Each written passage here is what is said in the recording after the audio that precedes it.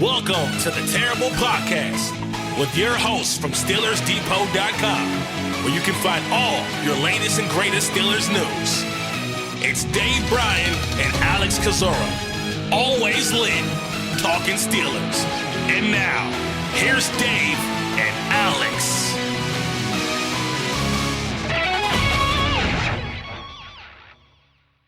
Welcome to the Terrible Podcast, Season 17, Episode 1. He's Dave Bryan. I'm Alex Kozora, SteelersDepot.com. Thanks for being back with us this Wednesday, Steelers Nation. Dave, training camp is here. The Pittsburgh Steelers reported to Latrobe. Most got in on Monday, some, I believe, early Tuesday morning. We know who's going to start the year on PUP. We've heard from Mike McCarthy, Omar Khan, select players, Aaron Rodgers, TJ Watt, DK Metcalf, in the first practice just hours away. Dave and I are recording this on Tuesday evening because of these morning sessions now. And so just a heads up on the timeline if any breaking news occurs from post 5 o'clock Tuesday until you guys listen to this. But Dave, welcome back. New season, season 17. So how you doing? All right, new season. Who dis? 17, huh? I was a young man when this started, and I'm not anymore. You were even a younger man, I think, when you hopped along the podcast. So congratulations to you. I guess congratulations to us. Thank you to all the listeners who've listened over the years. I think we still occasionally hear from some new listeners now and again, and obviously have a lot of people, I think, that have listened since the early days as well, too. And hopefully not the very, very early days. Although I haven't improved all that much, I feel like I've made some improvements, I think, on this show overall. But here we are, Alex, season 17, episode 1, training camp report day. And boy, things are different. We didn't get caught up in the monotony, I don't think, on Tuesday, trying to feel our way through how the day went overall. And I got to be honest with you, I kind of thought that I knew what to expect, sort of, kind of, maybe heading into this morning. Now that we're on the back end of this and it's late afternoon, I like the way it went. I like these changes that they made on report day, specifically no scrums or anything like that, and having the players over at the Fred Rogers Institute, select players. Obviously, you'd like to hear from more of them. I'm sure we will over the course of the next couple of days here. But we're back in business. Like we never left. So new season, new coach, and as you said, new way of handling training camp. And so instead of the scrums and players filtering in throughout the day on report day like they did under Mike Tomlin, they all got in early. There was more organization in terms of formal press conferences, hearing from McCarthy, hearing from Omar Khan. The team held their conditioning test, or their mobility workout, as Mike McCarthy termed it, this morning. They went inside for their new indoor practice facility because of the rain that came down in Latrobe. So what has not changed, though, is us recapping what happened, us recapping the news and notes and housekeeping and injuries. And of course, for later today on Wednesday, I will be at practice giving my notes and analysis of practice. And then Dave and I will come back Wednesday evening, later this evening. Again, we're recording this Tuesday. You guys are listening to this on Wednesday, and we'll have a post-practice roundup. And our Tim Rice will also be out there getting some great photographs. And so that has not changed. Yeah, absolutely. So, all right, where would you like to start? We got a lot to kind of cram into about an hour show today. It's still 8 pounds in a 5-pound bag, even if Mike Tomlin's not this team's head coach. Let's start with the health of the team. And the Steelers have placed 3 players on active PUP to begin training camp. These players can be activated off of active PUP at any time. They still count against the team's offseason 91-man roster, and they are all defensive backs. Jalen Ramsey with a knee, Donte Kent, we assume that's a knee injury as he recovers from his torn ACL last December, and Joey Porter Jr., according to ESPN's Brooke Pryor, due to a back issue that crept up during his conditioning tests today, although I'm sure many, you included, Dave, will say it's a bank account issue as he searches for a new contract. Yeah, contusion to the bank account is what I think I might call that. Look, let's start first and foremost with Jalen Ramsey. A little bit of a surprise there, according to the what Khan and Mike McCarthy. That seemed to have knee issues seemed to happen, knee injury during, I guess, mandatory mini camp. Obviously, a few weeks ago. No surgery, I think, according to Khan. It sounds like it's going to be weeks, not just a week, but weeks plural. For Jalen Ramsey, it sounds like they're going to bring him. They're not going to rush him in this. It sounds like, at least this far out, the plan is for him to be ready by the start of the regular season. Will we see him at all at Saint Vincent College in Latrobe? I don't know. Probably not. It's not like we were expecting Jalen Ramsey to play during the preseason. If he did, it would be very limited. I think probably at this point, it's almost guaranteed now that he will not play during the preseason. Once again, not like we thought he would play any at all there. So a bit of a surprise there when it comes to him. Donte Kent, someone that we talked about, could potentially be on this list to open training camp, and that indeed was the case. So I don't think a lot of people are overly shocked about that. I know I wasn't. And look, after they had talked about, after Khan and Mike McCarthy both met the media, we got a little bit of a surprise, I guess, about 35, 45. I don't know, maybe it was even an hour later there where the team announced that Joey Porter Jr. Was placed on the active PUP list at the start of training camp there, and obviously after the conditioning test. I'm not saying, I'm just saying, look, his dad is obviously Joey Porter Sr. He knows how this game works. We all know what the situation is with Joey Porter Jr. and the whole contract situation. I think Omar Khan was asked about Joey Porter Jr., potentially practicing or holding in, at the start of training camp. He basically said, he expects all healthy players to practice. He really didn't kind of address Joey Porter Jr., practicing or hold-in situation all that much. And, as far as the contract extension goes, there's talks going on. Nothing sounds imminent at this time. He was asked about Joey Porter Jr. and or the other cornerbacks around the league trying to get deals done, and whether or not there's any urgency there to get Joey done because of essentially the meter running. Omar Khan said, "Look, we understand the business, and that's just business. It's part of it and all. So we still waiting to see what happens with Joey Porter Jr. But as far as the contract, I think it gets done at some point, hopefully sooner rather than later. But as far as him going on PUP, my thoughts on that. Hey, I like it. To be honest with you, I might get a lot of people disagreeing with me on that, Yeah, but explain why you like it. yeah, I like it from the sheer fact that it adds at least a little bit of mystery into it, for the fact that, and especially with it being, I guess, quasi reported that it's a back and it stemmed from coming out of the conditioning part and all like that.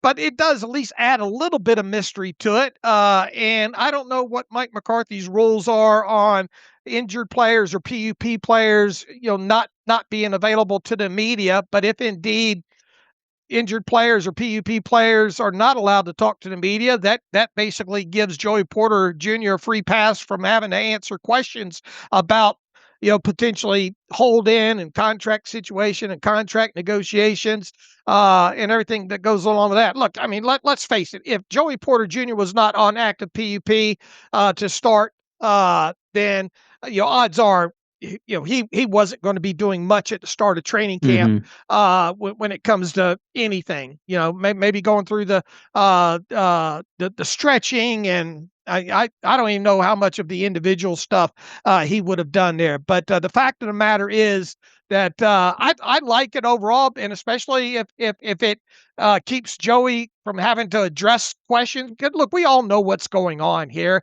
and Sure. the less that you have to say, the less the chance that you screw anything up and get hung by the tongue or anything like that. So I once again, could it very well be the back? Yeah, I suppose.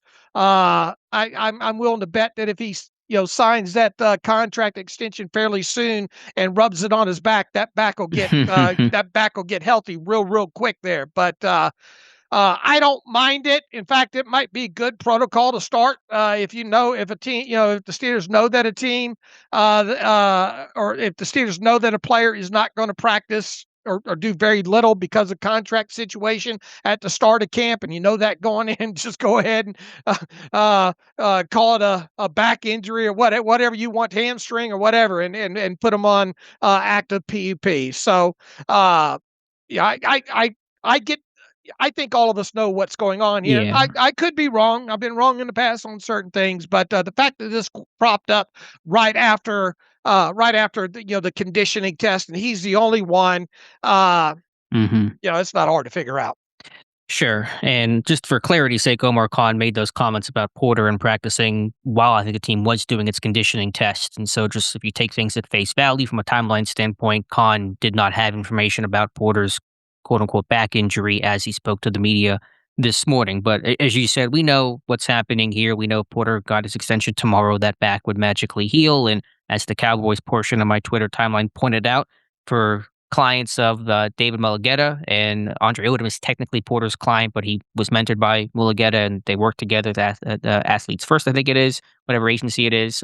Micah Parsons had a back injury last year during his contract dispute with the Dallas Cowboys before he was traded to the Green Bay Packers, and that back injury healed up pretty quickly. So there's kind of a trend there of back injuries appearing. So we know what happens. Porter goes after the conditioning test and goes to the trainers and says, my back tightened up a little bit. The team can't sit there and say, no, you're lying. And so they say, okay, we'll put you on active pup until you're good. And that's kind of how this process works out. But I think we maintain confidence a Porter deal will get done at some point. The question is, how long does it take? What does that money look like? And is there any roster diminishing returns or impact from Porter missing some valuable reps with this new scheme and new defense? And you, of course, now add Jalen Ramsey on top of that. So two of your starters and guys you trust to play at a high level in your secondary are going to likely miss at least a couple of weeks of action. Yeah, that's the big takeaway is the length of time. And once again, it doesn't sound like Ramsey.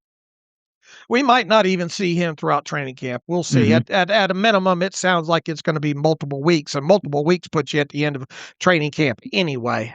There, so that's bad enough in and of itself. And then as we talked, ahead of them reporting and all like that, you hope that the Joey Porter Jr. thing doesn't take a lot of time because you got a new defensive coordinator, obviously new coaches and all. And you're trying to work on the communication. You got a new corner opposite of Joey Porter Jr. and Jamel Dean. You're obviously not going to have Ramsey in there to help facilitate things. You got Jaquan Brisker is going to be new in that thing, new in that defense as well too. So the sooner that at least you can get Joey Porter Jr. Out there, the better. As I mentioned before, we got throughout the last couple of weeks there. Missing the first week, okay, I'm not going to get too concerned. But if this thing rolls into obviously the back end of training camp where Joey Porter Jr. is still not working in team drills for whatever reason, then knowing that he's probably not going to play a lot, if any, during training camp, it's not ideal, right, Bob? Right. That part I do not like. I don't like having those guys miss some time. If this was the old regime, a Tomlin and Terrell Austin, it wouldn't matter nearly as much because these guys know the system, chapter and verse. So it's not going to kill the team. It's not going to be the reason why somebody has a bad season. The defense, if they struggle, that's not going to be the central reason. If you look at the long scope of the year, we're not going to talk about that really in December. But there's going to be an impact there the longer this thing drags on for, the longer these guys miss some valuable reps here in the summer. So we'll keep an eye on it and just kind of take it day by day, week by week. And then for Donte Kent, that's a guy that certainly needs to get on the field as soon as possible, but we don't know that timeline as he is still only 8 months out from that ACL injury last year. Right. All right, Dave. One guy who did not get placed on active PUP is offensive tackle Broderick Jones, the number one name we suspected and talked about. Would he start on PUP to begin the season? Omar Khan confirming he's been cleared. He's going to be practicing starting on Wednesday today, and we don't know exactly what level of participation it will be. Omar Khan and Mike McCarthy saying they're going to kind of be smart with him and ramp him up, and so I don't know if that's going to be just individual work initially or limited team reps or what exactly that will look like. But the good news is, and that's very good news for Broderick Jones, he's going to be practicing in some capacity to start the year and has a chance to start making a case for himself. Look, this is great news, obviously. I question whether or not he would start or be off active PUP at the start of training camp. This is obviously the best news possible. I think they said they're not going to go 100 miles per hour with him right out of the chute. I imagine he's going to be brought along slowly there. They don't really know exactly, they didn't really want to get into conditioning and football shape and all like that. But they're going to see where he's at, obviously, right out of the chute. The fact that he made it through the conditioning, whatever the conditioning test was Tuesday morning, afternoon, whenever that was ran, it is obviously a good sign. The stuff leading up to it all throughout the off season was a good sign. And look, I mean, the fact that he's not on active PUP, that means he cannot go on active or reserve PUP the moment that he practices now. So they have to have a level of confidence, a good level of confidence that he is good to go, or else they would have started him off on the list. So that in and of itself is great news, and now we'll just wait to see where he fits in the rotation. I know Omar Khan was asked about right or left tackle. Omar wouldn't say, just that they're going to work him in. Starter capable or starter quality. I think was the words used around him. So the faster that he can get himself in there and go full go at this thing, which might be maybe a week or so into training camp, the sooner he can potentially compete for what we would believe would be the starting right tackle job, if indeed Fautano switches over to the left, like has been what the assumptions have been for several weeks now here. So good. I mean, it's the best news possible when it comes to Broderick Jones, and now you've got him in the mix there. Sounds like going to be competing, for one of the tackle spots overall, and that of course is a good thing. And we talked on about a few other players that we thought we didn't know whether or not we just mentioned them as could they show up on PUP, guys like Sebastian Joseph Day, who else? Deshaun Elliott, Jamel Dean. Who else was on that list of players? Those were the names in Kent we also talked about. Kent. Yeah, and I question if Jones really would start on active pup just based on him graduating to individual work in the spring and sort of reading the tea leaves of that. So I'm not shocked by that news. I'm certainly happy and encouraged for Jones's sake. Still going to be a tough path to crack the starting lineup with all the competition, all the investment of Ihanacho and Fautanu and the way Dylan Cook played last year. But really good news for Jones on a personal level. Never easy for guys to stand around. We talk about his confidence level, where he's at mentally. The fact he'll be out there with teammates is really good for him. And of course, we do have to mention if there's no place on the 53 for Broderick Jones, if he gets full clearance and works in preseason games and shows his health and his ability, is there a trade possibility if he's not going to make this team come August 30th cutdowns for a cheap rookie contract, a guy with experience, can play left side, right side? That has its value for NFL teams. Yeah, and it's a cheap salary overall. I think what is it? He's not proven performance escalated because he's a former first round draft pick. Well, I want to say it's somewhere around $3 million is his salary for the final year of his rookie contract right now. So yeah, look, if he can get himself in games, and here's the thing, if he plays well during the preseason, maybe he plays himself into the starting role. Or maybe if he plays just well enough, maybe you can, but not starter worthy. Do you really want to trade that out of your organization? Sure. But look, here's the thing. We passed one line in the sand now with him not being on active PUP. Now let's see if we can cross the another line in the sand and get him to play in at least one of the preseason games. I think would be great. Hopefully even two. But that's next on the list, and we'll evaluate. And obviously we'll be paying attention to your practice reports during training camp to see where he's lining up at and go from there. Yeah, next on my list is, and again, recording this before practice on Wednesday, is he working in full? Is he working individually? What is that level of participation to start? And according to McCarthy and Khan and the team, it'll ramp up throughout these next days and weeks. $1.57 million base salary for Broderick Jones in 2026. There is a roster bonus of $1.5 million. I don't know when that was paid out or if it's been paid out yet, according to Over the Cap, but a cheap deal all the same. Okay. All right, Dave, we heard from Omar Khan. I don't know if he said anything to earth-shattering, which is natural for Khan, doesn't usually give us a whole lot of information, continued to back Roman Wilson. Aaron Rodgers did the same later in the day whenever he spoke to the media, believing that Roman Wilson can do really big things for Pittsburgh's offense. Yeah, look, it was good to hear Aaron talk about him, DK Metcalf, Omar Khan. It feels like everybody was kind of asked about him today. And look, the proof is going to be in the pudding moving forward here. So they expect, Aaron Rodgers said he expects him to make more explosive plays. DK Metcalf talked about how he's moving better and more confidence and not doesn't sound like he's thinking as much. So it seems like DK Metcalf has noticed a little bit of difference in him. We saw the videos over the course, I think the last 2 weeks of him working with the receivers coach and all. So that was good to see there. So look, it's one thing to look great in shorts and a helmet during the off season, but you got to get out there in training camp. You got to stay healthy, get into the preseason. I imagine he's going to play quite a bit during the preseason. And go out there and win that number 3 spot now, at least to start the season. So that's I feel a lot more better than I did, coming out of last season, and maybe even out of the draft when they drafted Bernard. About my thoughts on chances of Roman Wilson making the 53 man roster. Look, I think it goes without saying he's got a roster spot, and it's up to him to keep. Moving through the rest of the summer here. And we all know he's not that much of an asset on special teams.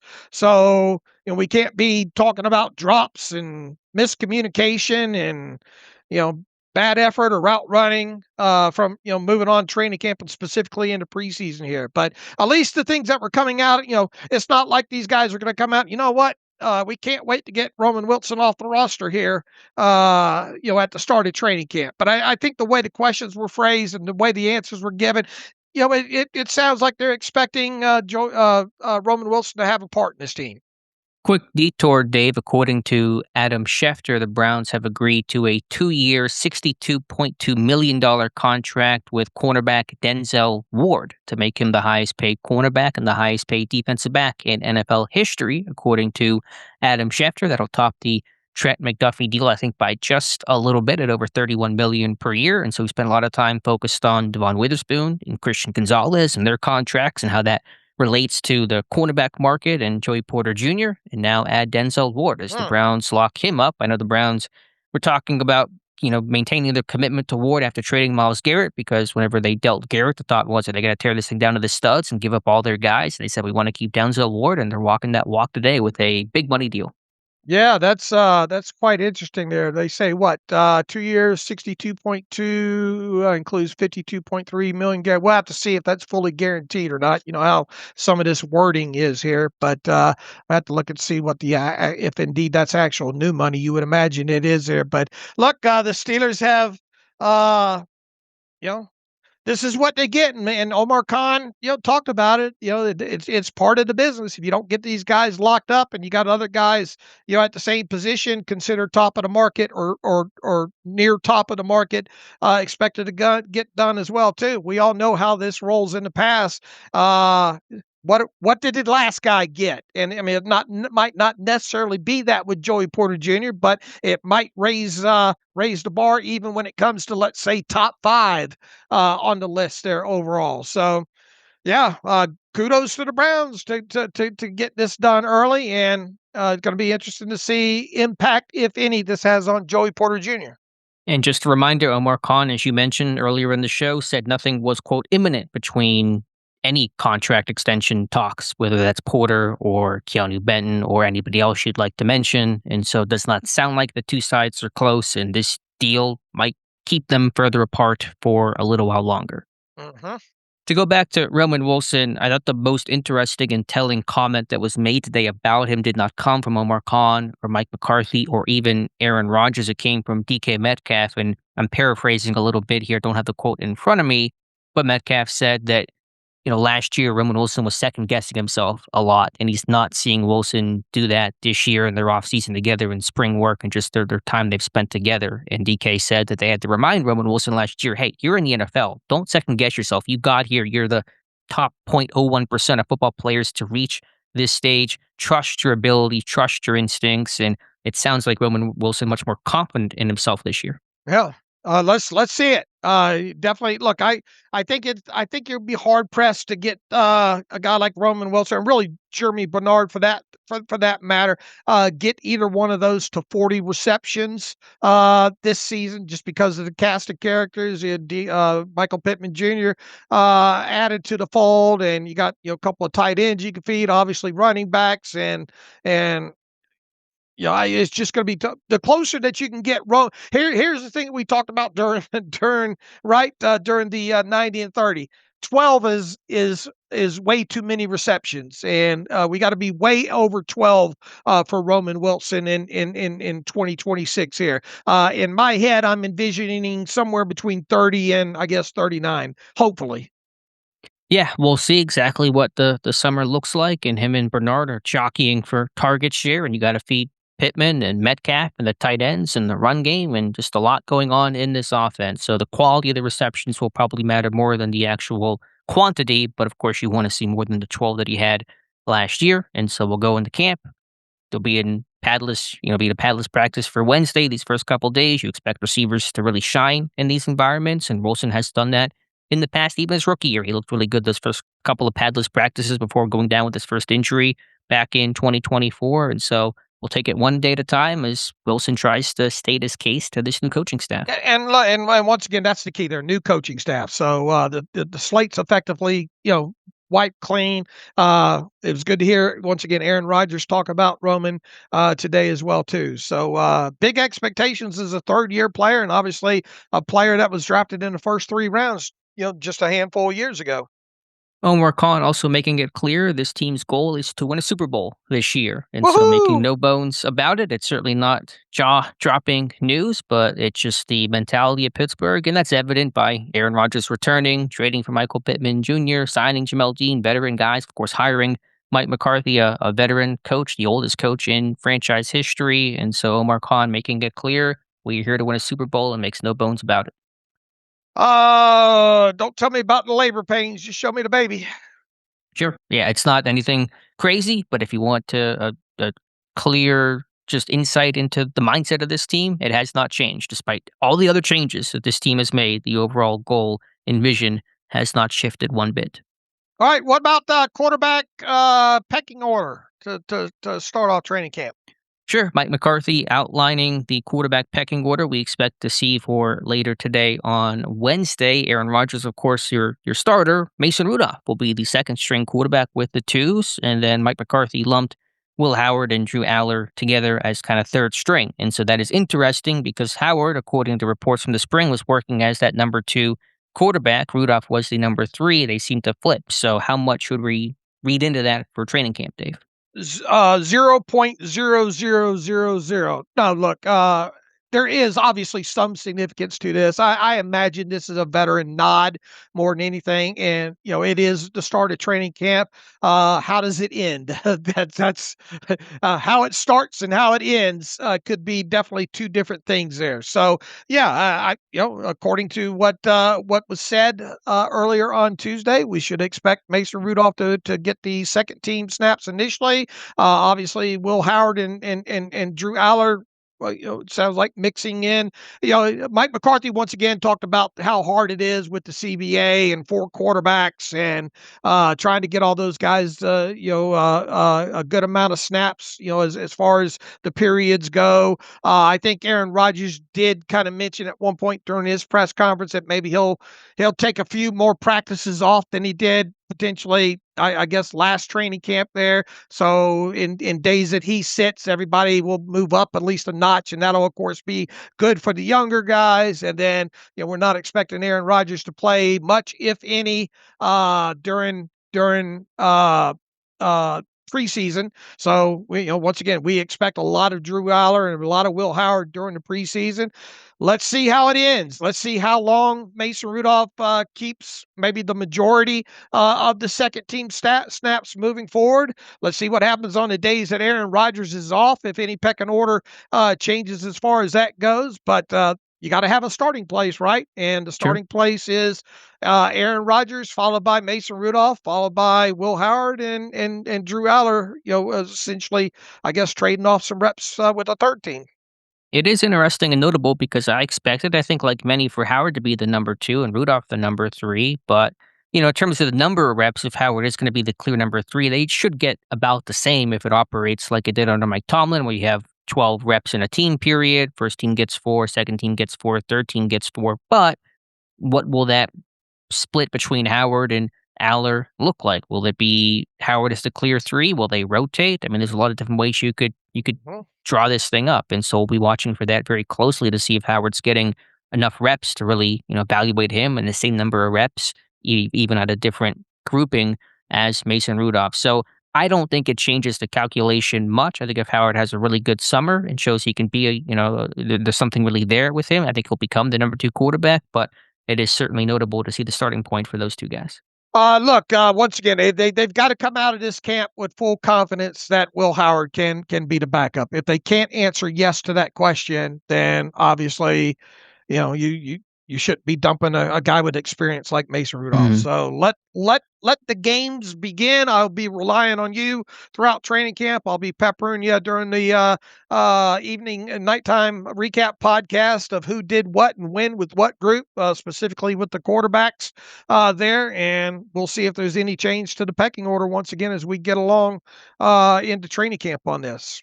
And as you touched on, those preseason reps will be even more important. The in-stadium action for Will Howard and how many snaps is Rudolph getting versus Howard. Will be watching that very closely for those 3 exhibition games. And the first one is not that far away, All right. August 13th against Green Bay, couple of weeks. So, as you said, the process starts today.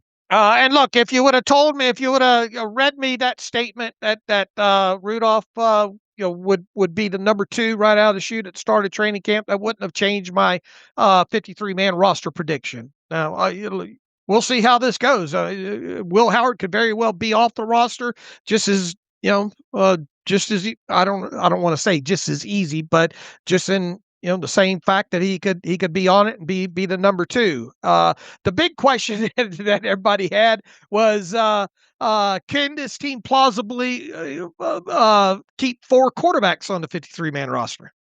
And Mike McCarthy, Omar Khan asked that today and struck an interesting tone where I think both were receptive to the idea. McCarthy, honestly, sounding more receptive to it than Omar Khan. I know back in the spring, McCarthy made the reference he would love to have a 55-man roster so we could keep all 4 quarterbacks. Today, he was asked that question, would you entertain keeping all 4? And his response was, yeah, why wouldn't I? Ask, like, almost in the sense of like a crazy question to ask, even though I think it's a very legitimate question to ask. And then McCarthy pivoting towards keeping the best 53 and just focused on that. Khan saying similar. So at the least, that door is ajar. Keeping 4 is unusual and doesn't happen that often, but Pittsburgh is in a pretty unique position with its quarterbacks themselves. Yeah, I'll still be surprised if it happens, but I wouldn't expect them to come out unequivocally say no, we're not doing it. And But did they say, were they more receptive to it than you thought? 'Cause I got that impression. Khan seemed to kind of play it off a little more than McCarthy did. Because McCarthy even say, "Why wouldn't you?" He Right. answered a question with a question. Omar Khan, if you go back and parse what he said and listen to it, in full context, to me, I got the sense that, oh yeah, we could do it, but we're probably not going to do it. Yeah, he said, is it realistic? Is it doable? Sure. And then he sort of hemmed and hawed the rest of the way. But who's going to have final say on this roster? I assume it's going to be McCarthy over Omar Khan. And if McCarthy's more open to it, then that's all that really matters.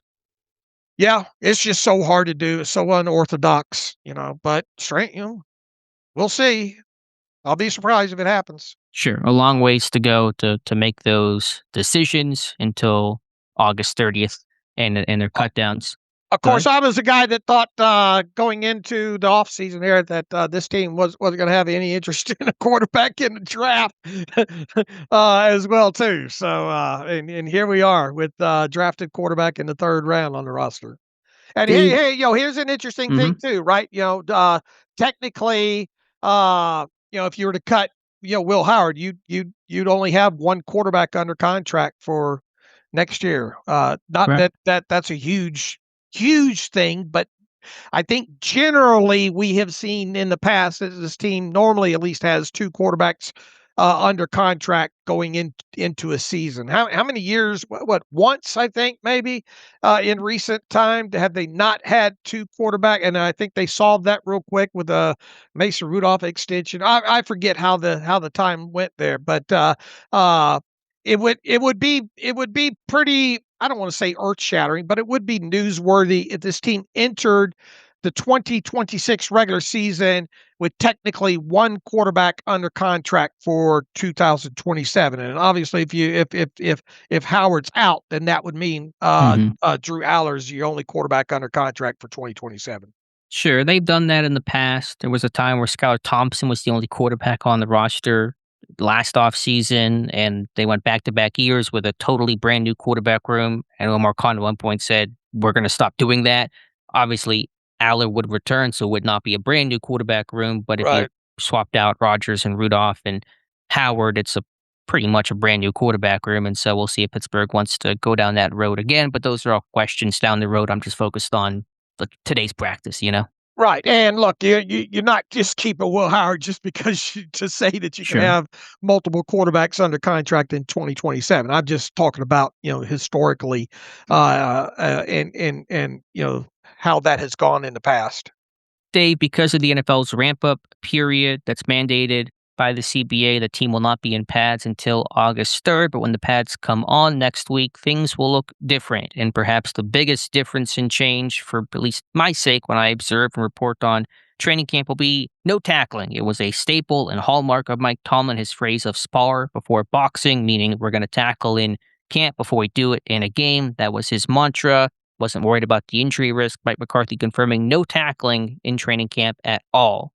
No live periods, the way that Pittsburgh had them previously. McCarthy citing just preservation of players and health and reducing injury risk as the reasons why, even noting the team will have a goal line session, but no tackling. How do you have a good goal line session without tackling? I'm not quite sure, but for the veterans, the old heads, they're going to have to adjust to that. And I'll have to adjust to that because there'll be a little less intensity during practice. All right. And you kind of thought that might be the case as we talked throughout the kind of the latter portion of the offseason here and kind of, doing the research and the people that you talked to. And you kind of got a sense that less physical overall. And, I don't think either one of us are shocked to hear Mike McCarthy say no tackling during training camp. It's probably going to be harder on guys like you. Got people that go out there all these years and have been used to that to kind of get a sense on how practices are going with less physicality involved. So it might be kind of tougher on you to recalculate recalibrate yourself of what you're used to seeing and reporting on without there being tackle periods occasionally throughout training camp here. So look, I think Mike McCarthy,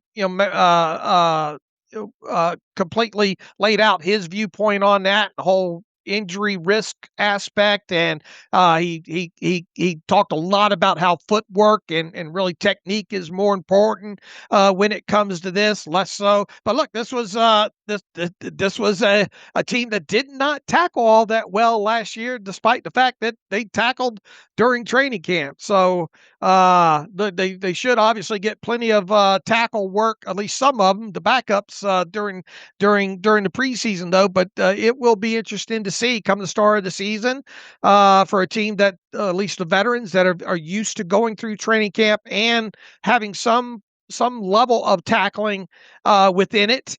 Because look, a lot of these guys on defense aren't going to play in the preseason, and how is that going to impact the start of the season after not tackling? That'll be the big question. And more than anything, when it comes to this defense, even though I am bullish on this defense overall, the missed tackles, the tackling's just got to be better if they're going to be the kind of defense that I think they can be. So it'd be interesting to hear kind of your feedback as practices go on, the physicality and, the fact that they aren't tackling.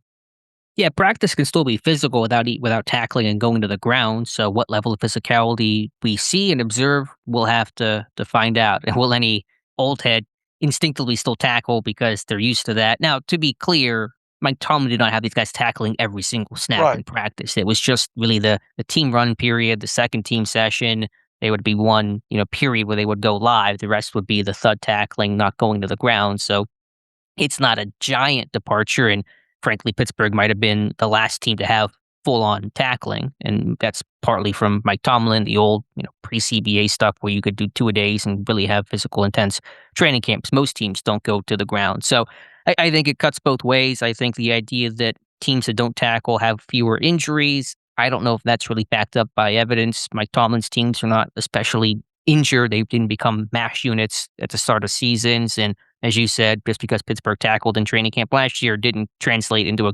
sound tackling team for the regular season. So, I don't know if there's no right or wrong answer to it, obviously. And I'm not surprised by McCarthy's decision. As you touched on when I talked to those Packers and Cowboys reporters and analysts, they all said that McCarthy basically stopped tackling in his later years and kind of went with the flow of the NFL. So it's probably a sign that tackling will never return in training camp, because I imagine the next head coach will not be doing that 5-10 years from now either. And so just probably end of an era for Pittsburgh Steelers training camp. Alex, how'd you interpret Mike McCarthy throwing in there? Yeah, but we're still going to do goal line. How do you interpret that into the whole no tackling thing? Well, I don't know exactly how you really evaluate that in a no tackling session, but just to kind of get the reps in, working under center and the formation and the personnel grouping, you're going to have some bigger people there. So it's probably just that's probably more the point of it than it is an evaluation side of things. But yeah, it'll be interesting to watch a goal line drill where you just kind of run into the pile, and I'm not sure how they kind of call the play down, but we'll be watching for it because Pittsburgh's goal lines in the past, they were full tackling, they were all out contact. All right, and we'll wait to see if there's any backs on backers or anything related to that as far as comparing it to physicality back, for the last nearly 20 years with Mike Tomlin. Yeah, this thing's been tackling at Saint Vincent, I assume, every single year since the 50s when they started reporting there. Noel and Coward to Tomlin, so it certainly is a dividing line, but again, not surprising. The team can still have plenty of good work and good evaluation, even without any going to the ground tackling. All right, what about practices starting earlier and Mike McCarthy's reasoning behind all that? Yeah, I forget exactly. It was a longer-winded answer that McCarthy gave, but it's something he's been doing for a long time now, and that's essentially the core of the answer was, I've been doing it in the morning for a long time, and he joked he would practice at 7 a.m. if that was the most sensible thing, if the guys were ready for it. So they're not going to do that. They're going to have meetings in the morning. I think even a walkthrough even earlier in the morning. I'm not entirely sure how that's going to work, because for the afternoon practices, they would have a walkthrough 10, 11 a.m., and then you have practice at 1:55. So maybe a super early walkthrough, but it's just McCarthy's style to practice early in the day. Yeah, he said if he could have all 91 ready at 7:30 in the morning, he'd start practice then. And he talked about the importance. That's the most important part of the day during training camp. He likes to get them out there, get them doing it, then look at the tape, and then I guess make any corrections. Through via the next walkthrough. I'm assuming the walkthrough would happen after. I didn't get the progress of whether or not the walkthroughs will be even earlier. In other words, correct what they see on tape the next morning through walkthrough, or if he meant walkthrough after the initial practice took place. So it'd be interesting to kind of get a little clarification on that. I might have just misheard that. I don't know. Yeah, I want to say there in the morning. Usually walkthroughs happen before that day's practice to walk through how that day's practice is going to go, what they're going to emphasize. But I'll have to double check, and I'm not sure how the logistics will work, but I can't attend those walkthroughs. Media can't even attend the walkthroughs, and so they're not. I've seen the walkthroughs when they've done them in training camp before a preseason game. They're not exciting to watch. They're important, but they're not super exciting for a fan analyst standpoint. So we're not going to miss a whole lot there. But yeah, that's also part of that newness. I mean, they practiced in the morning 2 years ago on weekdays. I double check that, but obviously Tomlin's preference was to do so in the afternoon. And we'll see. What I want to watch too, and hopefully we won't have to answer this too often. I think the weather's going to be good these first couple of days. When it rains, will they go to the indoor facility as they did today or Tuesday for the conditioning test? In the past, they didn't have a place to go. They would go to the gym, but you can't do anything in a gym other than really a walkthrough. And so they'd have to cancel some practices. Now, if there's lightning and thunder, of course they'll go inside. But when it rains, will McCarthy take them inside if it's just rain, or will they practice in the elements? You could sit there and say, let's practice any elements to get used to that environment. You could sit there and say the injury risk is too high. Let's just go inside. And so, rain, go away for training camp, I'm hoping, Dave. Yeah, and what are they going to do with all those cameras? True, expensive equipment. Mike McCarthy says you're going to notice a lot more cameras out there. He's a big believer in having a lot of cameras out there and getting that tape and then learning from that tape, as much as possible. So I think we kind of already heard Mike McCarthy talk about, more cameras, but they're definitely should be more visible, at least it should be noticeable to people like you that are out there. There's a lot more cameras out there because that's high on his list along with practicing early. So a little bit of different there. It's kind of a techie, certainly probably the most modern and technology-forward head coach Pittsburgh has ever had. And so that's certainly one level of intrigue and difference upon the many changes Pittsburgh has for this year's camp. Anything else from Mike McCarthy, Dave? Oh, not off the top of my head, I guess. I think we hit on the major stuff there from Mike McCarthy. What about Omar Khan? We hit on a lot of the things from him. The Joey Porter Jr. thing. We'll just have to see how the contract negotiations go from there on out. Was there anything on Omar Khan that we haven't wrapped up? I don't think so. One thing McCarthy sort of adjacent, DK Metcalf had mentioned this. He said, hey, I'm playing for my first offensive-minded head coach ever. He played for Pete Carroll, defensive-minded guy, played for Mike Tomlin, defensive-minded guy. So McCarthy sort of breath of fresh air in that direction. He said, Metcalf did, when the offense screws up, they repeat it. When the defense screws up, they don't. They just eat the rep. And so that's interesting to kind of get a window into McCarthy's mindset of how he conducts practice. Okay. So whether that's good or bad can be dealer's choice, but obviously you hired an offensive-minded guy and a guy that's certainly more than that. I always bristle at when it's hiring season. Hire an offensive guy, hire a defensive guy. You're hiring a head coach. You're hiring somebody to organize and manage the entire team, not just work on one side of the football. But obviously McCarthy has a background and perspective. His quarterback track record appealed to Pittsburgh, and so you're getting that feel now as Pittsburgh comes together for training camp. All right. I think that's basically it from McCarthy and Omar Khan and Metcalf. TJ Watt, more of the same. Talked about that whether I want to or not, I'm moving around this defense. I'm going to be aligning in different places. I don't know how quickly we'll get a feel for that, maybe as soon as Wednesday's first practice, but Watt seemingly refreshed and ready to go in this new look defense. Look, my main takeaway here, and we've heard from TJ a couple of times this offseason, talking about potentially moving around. I believe him. I believed him the first time or two that he talked about here. The question is now, how much will we see him move around? How many personnel groupings will we see with all three outside linebackers on the field at the same time? Those are the biggest questions, and we're not going to get answers to those until we get a better picture of this, probably 3 or 4 games into the regular season here. So he does sound refreshed. He does sound interested, very interested with the changes and how it's going to be new, and I imagine there's going to be some give and take along the way here. But he's ready to go. He's ready, ready to get after is my take on it. He talked about, he was asked about Alex Highsmith, and funny, called him Bobby Boucher, and to hear that. But I don't know if we learned. I don't know if we got anything earth shattering from TJ Watt other than the fact that going to be moving around. So we have heard that already. So that's not necessarily new. And once again, we're going to have the same questions about that as far as as into how much we actually see him and the others move around here, and we're not going to get that until we get into the regular season. Yeah, do we ever get much from TJ Watt? Hardly. I mean, he got his lung stabbed last year. We barely got anything from him. And I don't say that as a critique. It's just TJ Watt is very even-keeled, keep things, chill, and not going to make a lot of waves with headlines. And so that's just his natural disposition. But one thing he did say was they watched a lot of Raiders tape this offseason. I'm not sure if he was doing that on his own or just during spring meetings as Patrick Graham was talking about his defense and installing his defense, and Watt either formally, informally watching sort of what the Raiders, he mentioned the Patriots, when Graham really had success with the Patriots as their linebackers coach with Donta Hightower and Gerard Mayo and those really good defenses, working with Brian Flores. And so watching those groups to apply that to this year.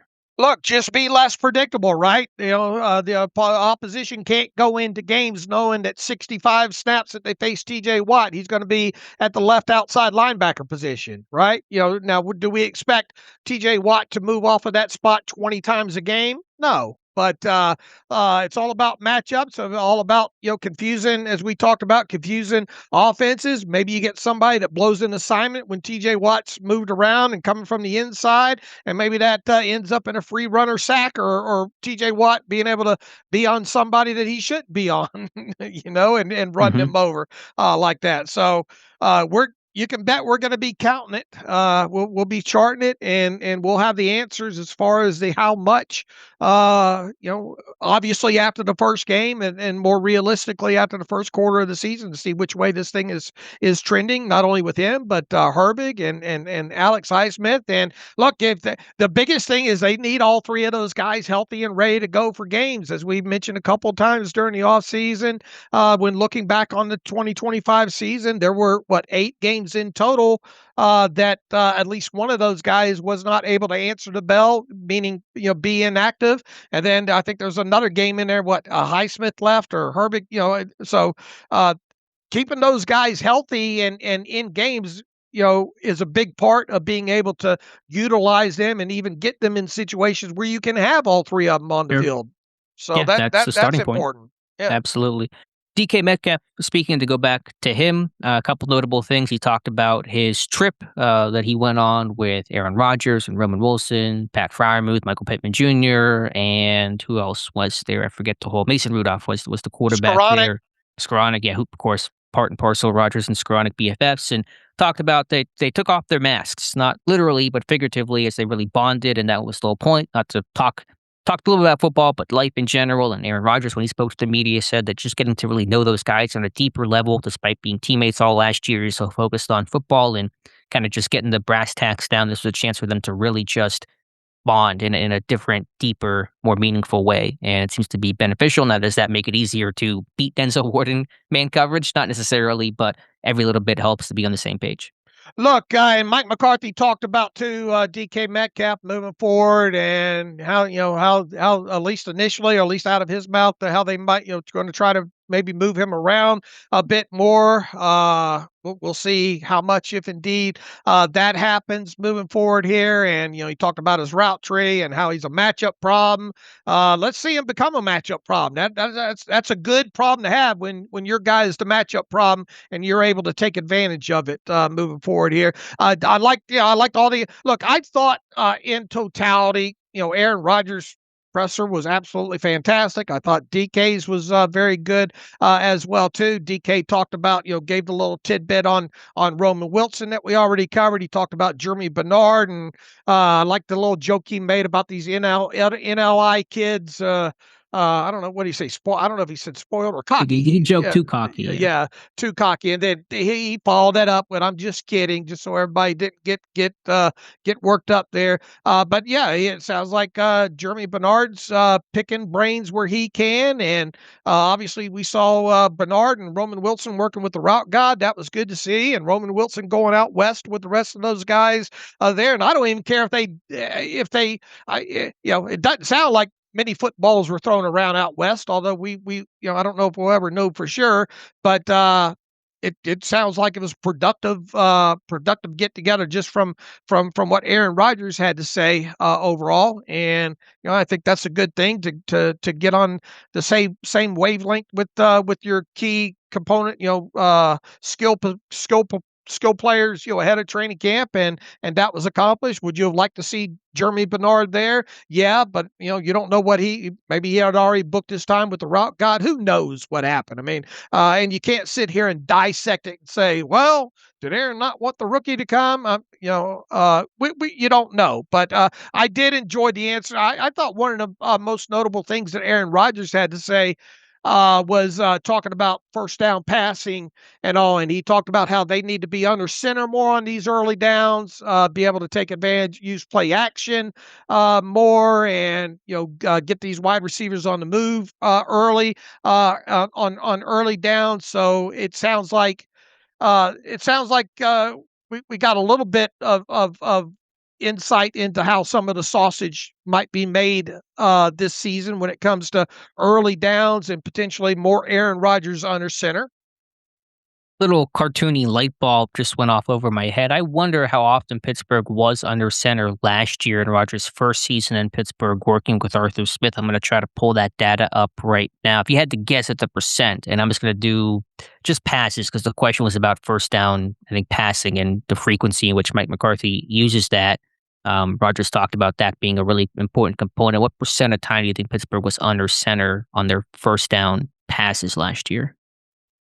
I'll say 38%. 38%. Okay, I'm gonna need a second still to Okay. sort through this table, but can you read off the answer that Rogers gave? Do you have that in front of you while I my Yeah. crackpot research on first down Let me see passing? if I can find it in my Twitter feed here real Okay. quick. But I that did stick out to me as far as Rogers saying that when asked about passing more. Let's see, maybe throwing more on first down in 2026. He says we got to be under center. He says, we got to be under center and get the play action game going and the movement game going. So, but it starts under center. I think some of the best offenses in the league are not shotgun happy. They're not too shotgun happy. Obviously, on third down, you're going to be into shotgun, but the more you can be under center on first and second down, I think it's really important to being efficient on those downs as well. All right, according to my quick math here, and hopefully I've sorted this well enough, I have Pittsburgh under center passes on first down at 28.9% last year. Where that stacks up for the rest of the NFL, I could not tell you. Good question for our Clayton Necker, but that's the number to keep in mind, 28.9% last All year. right. That's Oh, about 9% lower than what I thought even. yeah. You're in the ballpark. That's close enough. I thought one interesting comment that DK Metcalf made about Aaron Rodgers was that he said last year the two wouldn't always communicate early in the week if they didn't like something, if Metcalf didn't like a play or just something that he wanted tweaked or refined or removed. He said this year they're going to talk about it early in the week, so there's no last second adjustments or somebody kind of holding or biting their tongue on something they're not too fond of, and so that just kind of speaks to the level of communication and bonding and transparency and openness that every good, productive team must have. I think at least being conscious of knowing what didn't go well last year and now having Sure. that season behind you and look, obviously Michael Pittman Jr. is new to this thing and Jeremy Bernard's obviously a rookie and all, but you got a top guy in DK Metcalf who only had, what was it, 60, how many catches did he have last year, and obviously missed the last couple of games there, but look, you got to have a guy like DK Metcalf, you got to have a guy like him catching at least 80, 85 balls in a season. You got to have them over 1,000 yards. The Rodgers and Metcalf obviously, were teammates last year. Now they can look back on things that need to be corrected, especially communication and preparation for games. And Hmm. it sounds at least that they're cognizant that might have been an issue and they're looking to resolve it. So there's nothing wrong with that. Yeah, just 59 receptions for Metcalf last 59. season across 15 games. And so we talk about chemistry and what that means. Some of it is innate, just that feeling of person to person. But you talk about, we're going to talk early in the week about what we do like, what we don't like. Those things are things you can really quantify and I think speak to a team that's more cohesive. And that makes sense in their second year together. That's the benefit of having the same quarterback back, something Pittsburgh has not had for quite some time. That, last year it's so new to everybody. Metcalf's new. Rodgers is new. They don't start working together until this time, a year ago, late July in training camp. There's a lot that you miss there. And so I'm glad to see them recognize that, correct that, and should pay dividends going forward. Uh-huh. All right. Anything else for a 13-minute interview? Rodgers didn't have a lot to say. He did note on the Metcalf front that Metcalf has dropped his body fat even lower, which I didn't know was possible because the dude's the most rocked up receiver I've ever seen. But Metcalf apparently even in better shape, which is more good news. Yeah, let me read off the quote that he had to say about that trip out west as well too, so we get the full Okay. quote and context out there. He said last year a lot of the guys wanted a Malibu trip. They wanted to go to Nobu. You know Nobu's a restaurant, right? I did not until I looked it up earlier Okay. today, so now I've Okay. learned. All right. You ever been? No, I'm not. Is it I'm not Japanese or Chinese or Oriental food eater or is it a anything like that. chain or is it just a one-off that it only I exists think in there's more than one LA? Nobu, but Okay. if you watch TMZ, you can't make it through an episode of TMZ Live without them talking about Nobu, I don't think. Do And you watch TMZ Live?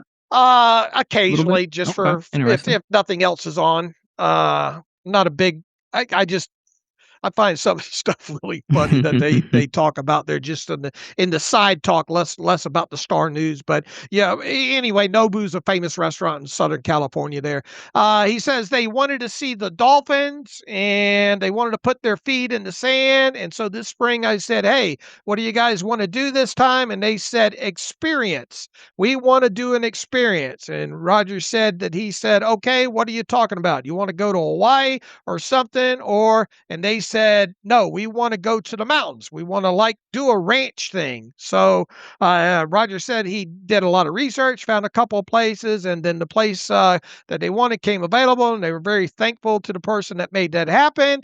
Aaron says, "I'm not allowed to speak on where it is, any of that thing, but it was a great time." So we're not going to find out the exact where, but that's a little insight of getting the feedback of where the guys wanted to go. And the belief it was Wyoming is where they went to, but it doesn't really matter where they went to. It just matters what they gained from it. And it seems like they gained a little something, and every little bit helps when you're trying to get that edge at the NFL level. Mhm.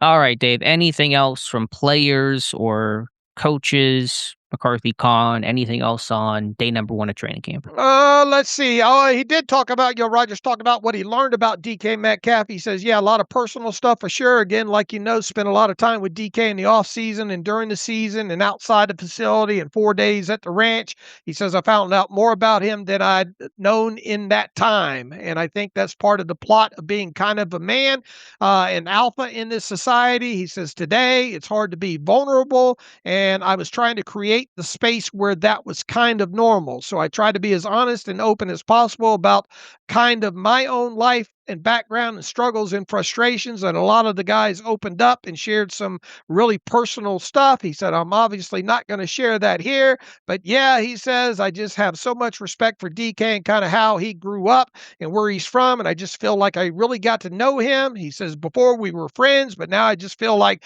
that word has a different meaning to it. So, new BFF for Aaron Rodgers and DK Metcalf. Yeah, don't tell Ben Skoranek. But no, it's good to see this team bond. And again, those are all the benefits of having that same kind of core group come together. We should note, and even though it just seems so obvious, that when Metcalf spoke, he talked before Rodgers. Metcalf seemed to leave the door open. Could Rodgers return in 2027 if he has a great year and his body feels good? Rodgers asked about that, of course, and shut that down and said, no chance. This is it for me. Wife gave me permission to play this year. I am done after 2026. Now, can you take that to the bank with Aaron Rodgers? You can never sit there and say 100% the dude is done, but it seems very, very likely this is it for Aaron Rodgers. Yeah, and Mike McCarthy was asked about what does it mean to him about coaching Aaron one last time, potentially one last time, and reuniting, he talked about how cool it was and it's, special and forget all the adjectives that he used with it. But yeah, I think Mike McCarthy is thrilled to have Aaron Rodgers for this season, and yeah, I'm looking forward to seeing what they can accomplish overall. But the two seem genuinely excited of reuniting, if only for just one season. And yeah, I believe Aaron. That this is it. This probably needs to be it. To be quite honest with you. Yeah. Did your wife give you permission for one more season of the podcast, Dave? Sometimes you're better off not asking. So fair. at least when it comes to my wife. But if my wife had a problem with anything, she's not afraid to let me know she has a problem with something. And that usually happens daily on different things. So All right, good deal. All right, Dave. Anything else from day number one? no, I think we got it. I think we got a lot of our own kind of questions answered today. Not that there was a whole lot of new stuff, but we got the complete PUP list at this time. We got a sense of how do you like how today went? Yeah. as far as because it was really, really different. It was. I just take it for what it is, understanding it's going to be a lot of change, and you and I are creatures of habit, and so it's a little bit of discomfort there, but can roll with the punches. And yeah, I thought they all have pros and cons. There's certainly a pro to more formal, organized with these longer interviews, even though you get to talk to fewer players or hear from fewer players, but you get more than the 10-second soundbite on Twitter. So I kind of like whenever they would roll in and you kind of see them walk in. I kind of like just the feel of that. So I might miss that part of it, but you just accept it for what it is.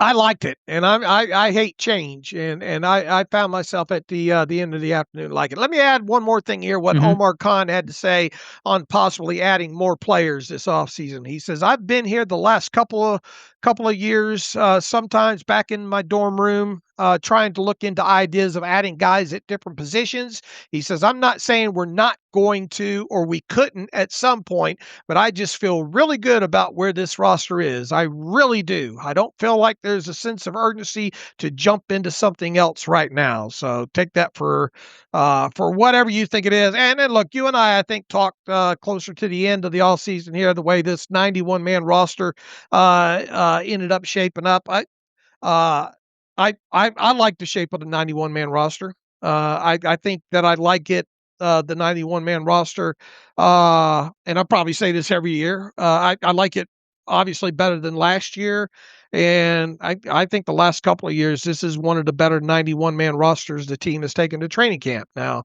what does that mean? Absolutely nothing right now, but I think there's a lot. I think there's a lot of different ways that more. I think there's a lot more different ways this roster could shake out with the 53, as opposed to maybe it being as chalk the last couple years, at least, if that makes any sense. Sure. I like the look too, and I wrote about that. The roster felt like it didn't need to add anybody to start training camp where there weren't any egregious or obvious holes. Now, there's still going to be questions to answer, and injuries can change, and we're going to learn a lot about this team. But Omar Khan's comments sort of echoed my feelings. Now, Omar Khan says this every single year. Very rarely has Omar Khan sat there and said, actually, we have some I big hate we the need to roster. fill. There were how many years, the last 2 years, he would sit there and say, we feel good about the receiver room, even though they had no clear number two, and clearly they needed more help there, and they tried to search for that help. So, it's Omar Khan. He's going to say this every single year, but this year certainly feels closer to being true and less lip service than years past.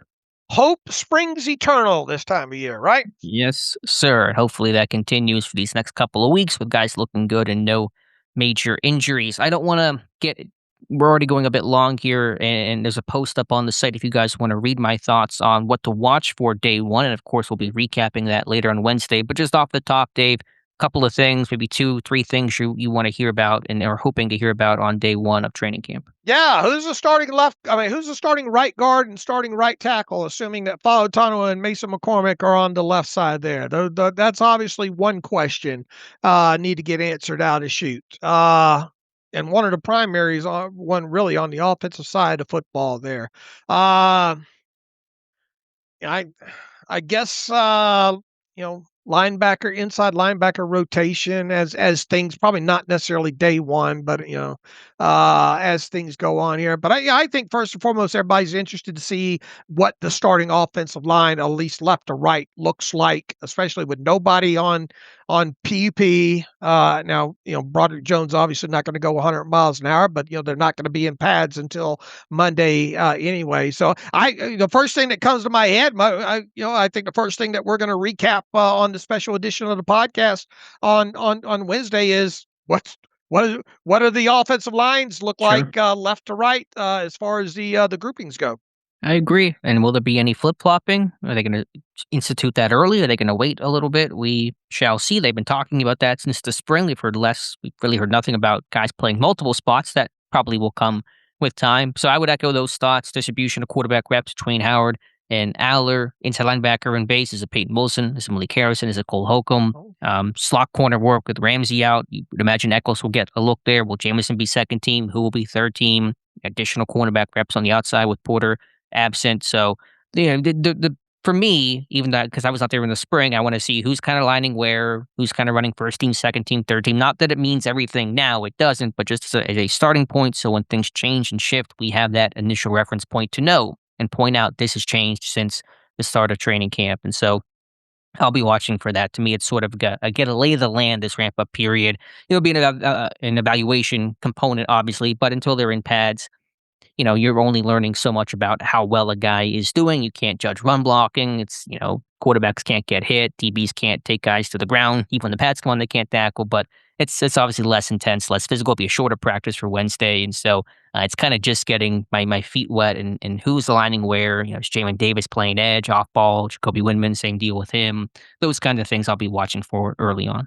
I guess the other kind of, at least when it comes to first practice, is how clean and how organized, how prepared did the players look for how things went. I mean, this is a first technical, training camp practice under a new head coach, even though they've obviously had the OTAs and the mandatory mini camp and all. But did they waste any time? You talk about expecting a shorter practice on day one. Did it look like an unrehearsed fire drill? People just kind of, not knowing where to go, or did it look fluid? Yeah, that's a great point. You want to see this team feel buttoned up and ready to go. You want no, pre-snap penalties. You want good ball security, no drops. Just have a clean practice is always a good starting point there for all parties involved. And so we'll note any lack of cleanliness. My favorite comment today was probably Mike McCarthy taking a little jab at the CBA. I forget the exact quote, but he said, with all those 11 hours the CBA gives us. So it's a much different world, much more truncated world. Aaron Rodgers talked about the quarterback school back in the day where they would just work for hours on end, and you can't do that anymore. And so it's a lot less time to work with, but everybody has to abide by those rules, and McCarthy is well used to that. All right, tell the people what you're going to be doing tomorrow, what time you're going to be out there, and all. Yeah, practices 11. These different times each day is going to get me in trouble, I think. But 11:20 a.m. practice for the first day, so I'll have to get out there super early. I don't know what time, but I'll be out there, and then of course I'll be noting things during practice. Can't take any videos for anyone asking and harping on where's all the videos of practice.